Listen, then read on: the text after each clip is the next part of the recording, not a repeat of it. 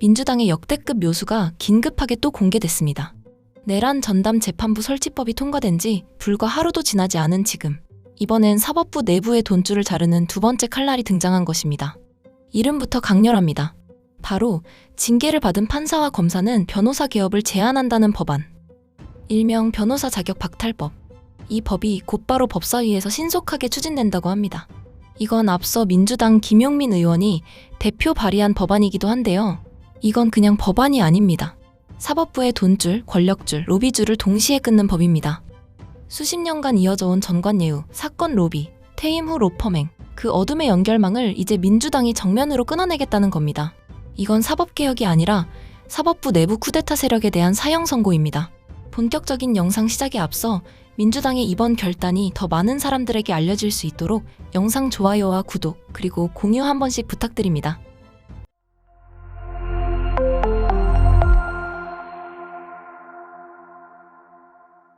존경하는 국민 여러분, 그리고 언론인 여러분, 더불어민주당 국회의원 김용민입니다. 오늘 우리는 징계를 받은 전현직 판검사의 변호사 등록을 일정 기간 제한하고 대법원장, 헌법재판소장, 검찰총장 등 고위직 판검사를 지낸 사람들의 변호사 개업을 일정 기간 제한하며 공직 퇴임 변호사 활동 내역의 투명성을 대폭 강화하는 법률 개정안을 발의하고자 합니다. 최근 수년간 고위 법조직 출신들이 퇴임 직후 대형 로펌에 영입되어 정관비리 논란을 반복해왔습니다. 그리고 재직 중 징계를 받은 판검사가 아무런 제약 없이 변호사로 개업하여 사건을 수임하는 관행도 지속되고 있어 국민 신뢰를 심각하게 훼손하고 있습니다. 특히 특정 징계를 제외한 나머지 징계를 받은 경우 변호사로 개업해 수임 활동을 하는 사례, 고위직을 지낸 법관, 검사가 퇴직 즉시 특정 사건에 관여하거나 로펌, 고문, 파트너로 활동하면서 사실상 영향력을 행사하는 행태, 사건 수임 내용을 투명하게 공개하지 않고도 면책되는 현행 제도의 허점 등이 반복되면서 국민들은 더 이상 전관 카르텔을 묵과할 수 없다는 강력한 메시지를 보내고 있습니다. 사법 신뢰는 한번 무너지면 다시 세우기 어렵습니다. 이제 국회가 책임지고 개혁하도록 하겠습니다. 이번 개혁안은 4가지 핵심 사안을 담고 있습니다. 첫째, 징계받은 판검사의 변호사 등록을 제한합니다. 징계 종류와 비위의 중대성에 따라서 1년에서 최대 5년까지 변호사 등록 및 개업을 제한합니다. 국민을 기망한 중대한 비위로 징계를 받은 경우 그 공직을 통해 쌓은 영향력과 지위를 기반으로 해서 즉시 변호사 활동하는 그동안의 잘못된 관행을 원천적으로 차단하고자 합니다. 둘째, 특정 고위직 판검사의 일정 기간 개업을 제한합니다. 대법원장, 대법관, 헌법재판소장, 헌법재판관, 검찰총장과 그 직무대행 등 특정 고위직 판검사들에 대해서는 3년간 변호사 등록을 제한합니다. 셋째, 공직 퇴임 변호사의 수임 내역을 투명하게 관리하고 이를 제대로 신고하지 않은 경우 처벌을 강화하도록 할 것입니다. 변호사는 수임 내역, 자문활동, 공직 퇴임 변호사는 수임 내역, 자문활동, 고문계약 등을 주기적으로 보고하도록 하고 있고 이를 국회에도 제출하는 개정안을 발의합니다. 한편 주기적으로 신고하는 자료에 대해서는 공개 자료로 전환해서 국민이 직접 확인할 수 있도록 하겠습니다.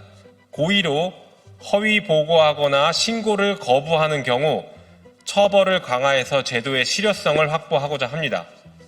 넷째, 판검사의 공직선거 출마를 퇴임 후 3년간으로 제한합니다.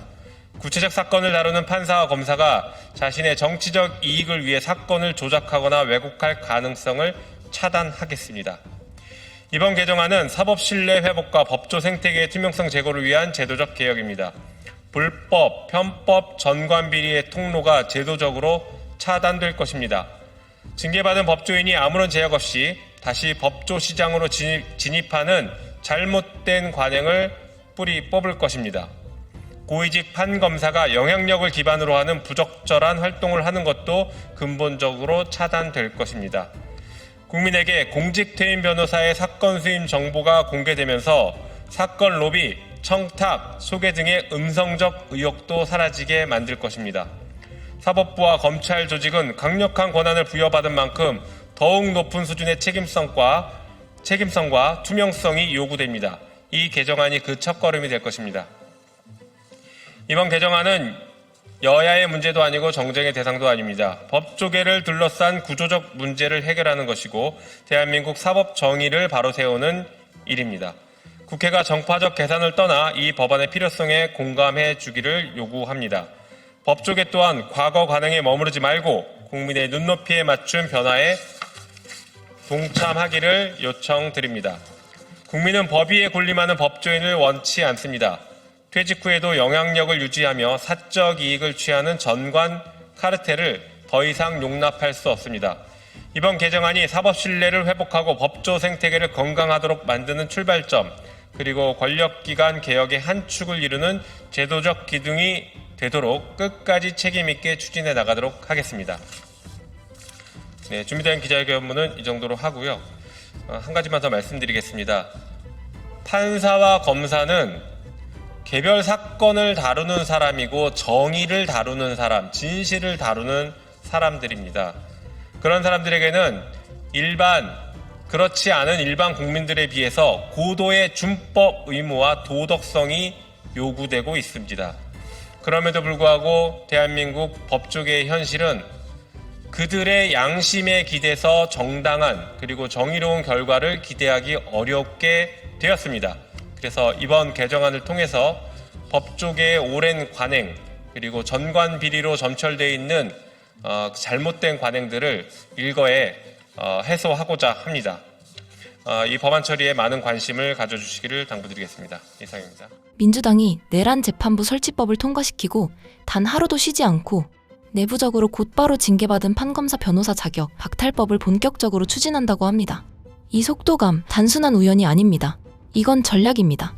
그리고 그 전략의 핵심은 단 하나, 내란 세력의 도주를 막겠다는 것입니다. 생각해보세요. 내란 전담 재판부가 본격적으로 가동되면 누가 법정에 서게 될까요? 윤석열, 김건희 같은 이름들만이 아닙니다. 그 뒤에 숨은 사람들이 쏟아질 겁니다. 영장을 기각하던 판사, 수사 방향을 틀던 검사, 증거를 누락시키던 사법부 내부자들, 그들이 줄줄이 드러납니다. 내란은 단순히 군인 몇 명의 반란이 아니었습니다. 그건 법복을 입은 반란이기도 했습니다. 그리고 이제 그 법복 뒤에 숨은 자들이 드러날 차례입니다. 그래서 이 법이 필요한 것이죠. 내란 재판부가 그들을 법정으로 불러내면 그 다음은 뻔합니다. 유죄가 확정되기 전에 옷을 벗고 나가 나는 이제 일반 변호사다. 이 한마디로 책임 회피의 면죄부를 받는 것.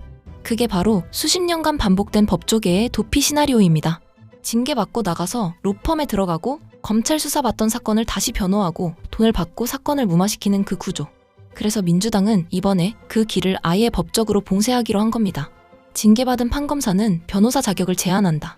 고위직 판검사는 퇴임 후 수년간 변호사 개혁 금지. 이건 단순한 윤리조항이 아니라 도주 차단 장치입니다. 내란 재판부가 권력을 자르면 이번 법은 그 권력의 뒷문을 잠깁니다. 이 둘은 세트입니다. 내란 재판부로 누가 공범인지 드러내고 변호사 박탈법으로 어디로 도망칠 수 있는지 막는 겁니다.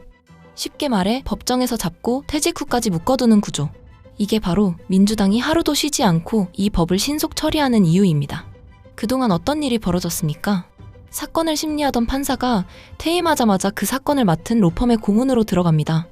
며칠 전까지 피고인을 판결하던 사람이 이제는 그 피고인의 변호인이 되어 억대의 자문료를 받는 겁니다.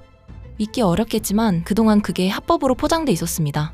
하지만 이제 그건 명백한 불법이 됩니다. 대형 로펌은 왜 퇴임한 판검사를 모셔갑니까? 법률 실력이 뛰어나서가 아닙니다. 판사, 검사들과 전화를 할 수 있는 사람이기 때문입니다. 그 한 통의 전화, 그 인맥 한 줄로 사건이 뒤집히고 억대의 돈이 오갑니다. 이게 전관예우의 실체입니다. 그런데 더 충격적인 건 이겁니다. 징계를 받은 판검사가 아무 제약 없이 변호사로 개업해 다시 법정에 서고 있다는 사실. 국민은 징계가 처벌이라고 생각하죠. 하지만 사법부 내부에서는 그게 퇴직 보너스였습니다. 징계받고 옷 벗은 뒤 이제부터는 돈을 벌 차례라며 로펌으로 직행합니다. 이게 지금까지의 구조였던 것이죠. 국민의 신뢰를 팔아 사익을 취하던 시대. 이제 그 시대는 끝난 겁니다. 정관예우, 이 5글자 안에 얼마나 거대한 산업이 숨어 있었는지 아십니까? 서울 강남 일대 대형 로펌들, 그들의 연간 자문료 총액만 수천억 원대입니다. 거기에 걸린 이름들, 전 대법관, 전 검찰총장, 전 고검장, 그리고 수많은 지법 부장판사들. 그들은 퇴임 후 하루아침에 억대 연봉 고문이 됩니다. 그 돈의 출처는 어디일까요? 바로 국민의 재판, 국민의 사건입니다. 이 법이 시행되는 순간 그 거대한 라인들이 모두 끊깁니다. 판결을 팔아먹는 사슬, 권력과 돈을 오가던 비선 통로, 그 모든 게 사라질 겁니다. 사법부 내부에서 보면 이건 경제적 쿠데타 수준의 충격입니다. 왜냐하면 그들의 생활 기반이 무너지는 법이기 때문입니다. 하지만 국민의 입장에서 보자면 이건 단 한 문장으로 요약할 수 있습니다. 드디어 정의가 제자리를 찾기 시작했다. 오늘 우리는 민주당의 이번 결단이 단순한 법안 통과가 아니라 사법부 내부에 뿌리내린 특권 구조를 해체하겠다는 실질적 선언임을 확인했습니다. 내란 전담재판부로 권력을 바로 세우고 변호사 자격 박탈법으로 그 권력의 도주로를 봉쇄하는 것. 이건 역사적인 개혁의 연속이자 국민이 요구한 정의의 복원입니다. 하지만 이 싸움은 아직 끝나지 않았습니다. 법안이 현실이 되려면 국민의 관심과 지지가 가장 강력한 동력이 되어야 합니다. 민주당의 이번 결단과 그 숨겨진 진짜 의미가 오늘 제가 준비한 이 영상을 통해 조금이나마 전해졌다면 이 진실이 더 많은 사람들에게 퍼질 수 있도록 영상 좋아요와 구독 그리고 공유 한 번씩 부탁드립니다. 이 소식이 널리 알려지고 더 많은 시민들이 지지할수록 이 법안은 더 큰 탄력과 힘으로 멈추지 않는 개혁의 길을 걸어갈 것입니다. 정의는 저절로 이루어지지 않습니다. 국민이 함께할 때 비로소 완성됩니다.